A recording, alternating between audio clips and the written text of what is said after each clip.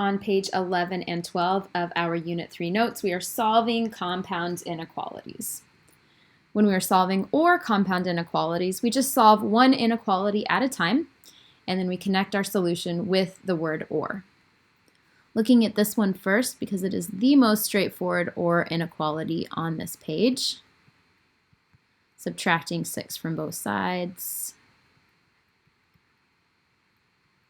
Dividing by 10, we get x is less than -3. Now we solve the one on the right, or x is greater than or equal to -1. We need to include the word or in our solution, and it would be nice to rewrite it on one line, but this is okay as well. It doesn't ask me to graph, but just thinking about what the graph of this solution set looks like. X is less than -3, so we have an open dot at -3, or greater than or equal to -1 closed dot. And what we're hoping for, and what we find to be true here, is that our solution x is less than -3 right here matches up directly with our graph x is greater than or equal to -1 on the right. That's the reason this one is not quite so straightforward. Once we solve it, we have a greater than on the left, -3y. When I divide by that negative, I have to flip, and I have a less than on the right. This would be a little bit of points taken off because we need to have our final simplified or written with the less than on the left, and then the greater than statement on the right, including the word or. This allows our graph to match up with our solution. So I would have a similar graph here with a closed dot at -4 and an open dot at 10. Again, less than on the left, greater than on the right, so that my solution lines up with my graph. Straightforward and inequality, where we now perform inverse operations to all three sections.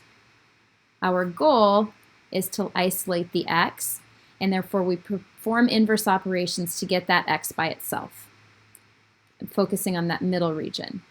First step is to add 8 to all three sections. That gives me 3 is less than 3x is less than or equal to 9.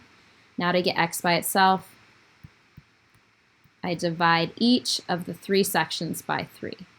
1 is less than x is less than or equal to 3. Sometimes when I do this, something kind of strange happens.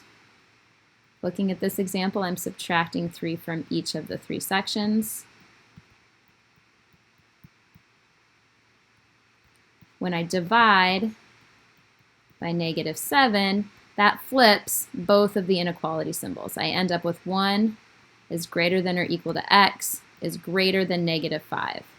This is mathematically correct, but it is not pretty. It is not grammatical. I need to rewrite it with the small number on the left, less than x, less than or equal to 1.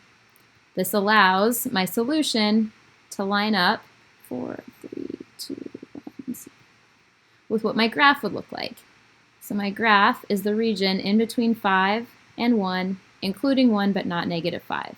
If I kept my solution as 1 is greater than or equal to x is greater than -5, that doesn't line up very well with my graph. So I need to rewrite, if I had to flip, with the least number on the left and less than symbols.